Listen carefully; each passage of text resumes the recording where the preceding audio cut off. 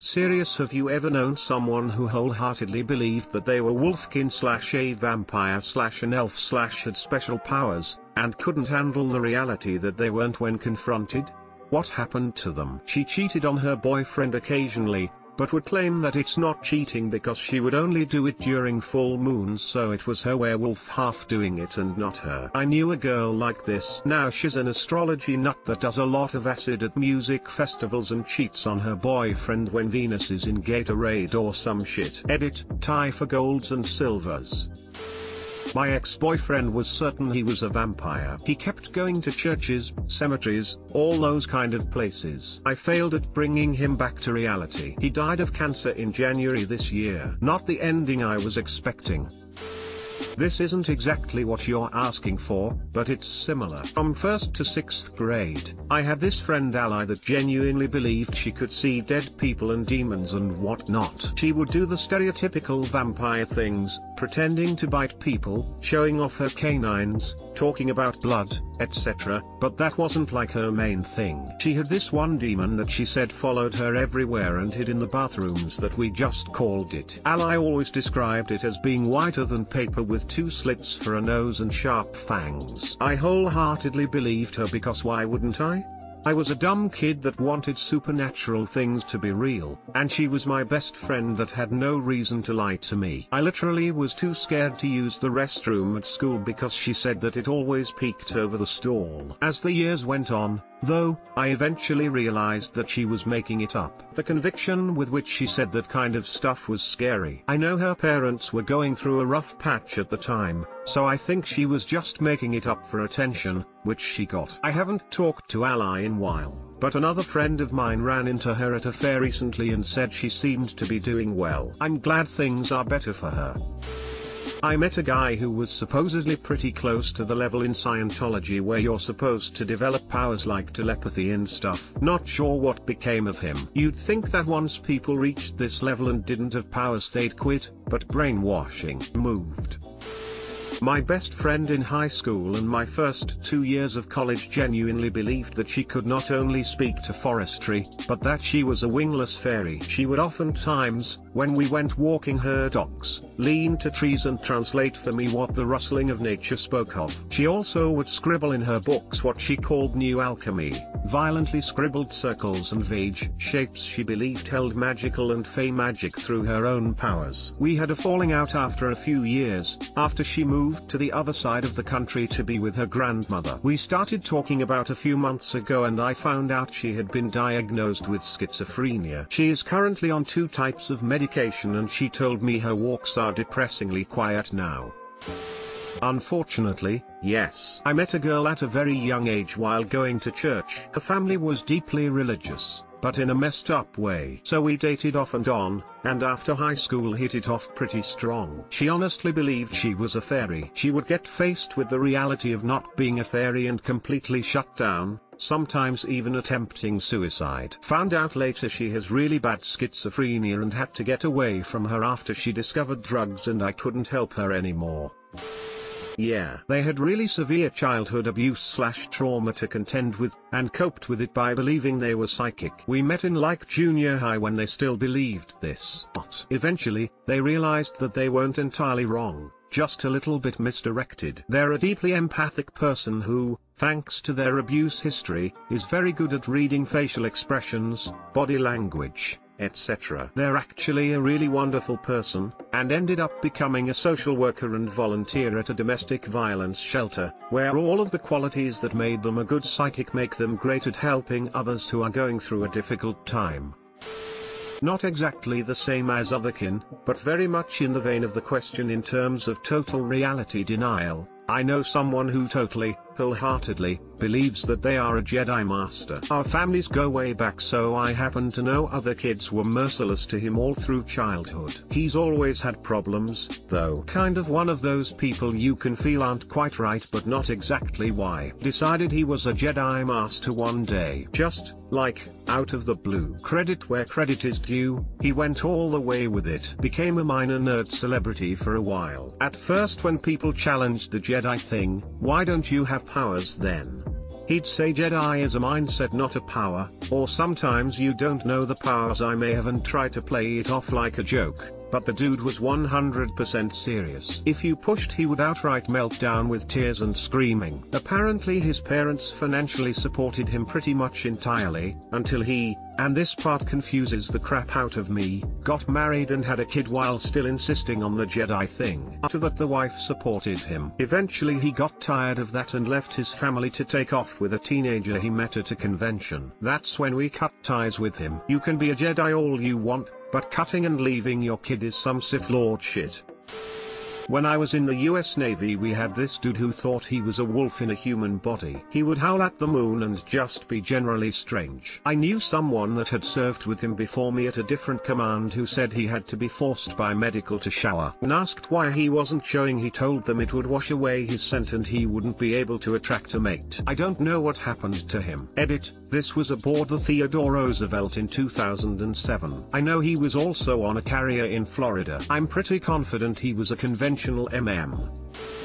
Someone I used to be friends with identified as a lynx. I was weirded out, but she was my friend, so I dealt with it. Soon she started to say I was sitting on her tail and she was fully convinced she turned into a cat at night. Last I heard of her, she was drawing furry porn for $100 a piece. Edit, a lot of people are talking about how short lynx tails are. I know, this person was just really delusional. I was sitting a whole desk away from her when she made the accusation. A couple other things she did was claim she was sorry cause she accidentally clawed me with her claws. She had only put her hand on my shoulder. She also complained that the teacher was hurting her ears because she was talking and that affected her cat hearing. Another time she tried to go a week without glasses to prove her eyes were becoming more like a cat's. She didn't last an hour. Final thing, she attempted to start a furry/Therian club. The campaign was along the lines of join our cult to unleash your inner animal. Yes, she used the word cult. Must be some good friggin' art for $100.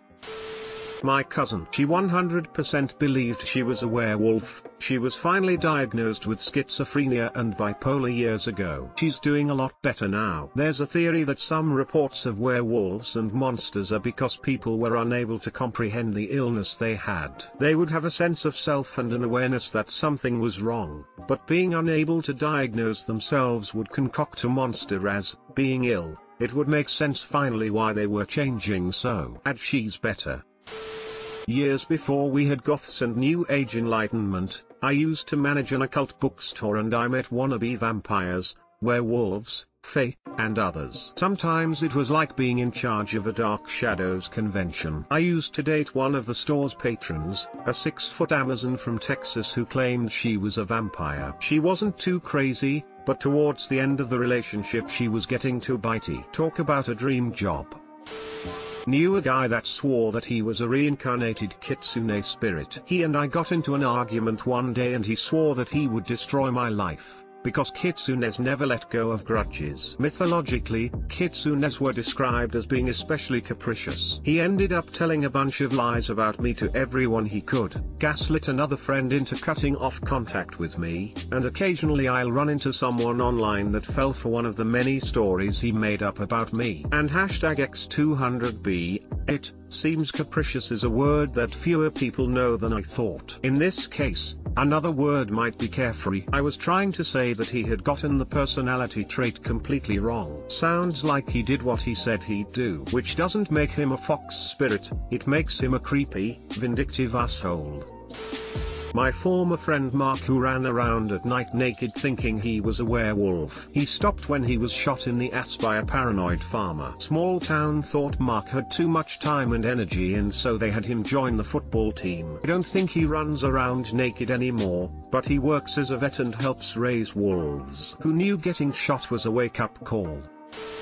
I actually went to high school with a lot of people like this who eventually grew out of it. I remember one girl specifically because, Based on her Facebook, she has not grown out of it. She claimed she had multiple personalities, her main two being herself and the other being a 200-year-old British vampire. We live in the US and she would put on a British accent and everything. It seems she has found a partner just like her though, and they're planning a pretty extravagant vampire wedding. Good on them. Edit: a lot of people speaking on her possibly having a personality disorder, and I don't know her mental health history, so I truly have no clue. Me, it just seemed like she really liked vampires and liked living in a world where she believed in them. She was able to turn the personality on whenever she wanted. But I shouldn't speak on anyone's mental health, and either way, I hope she's doing well. Won't lie, a vampire wedding sounds dope as fuck, actually. I'd imagine it would certainly be cooler to be a guest there than a traditional wedding.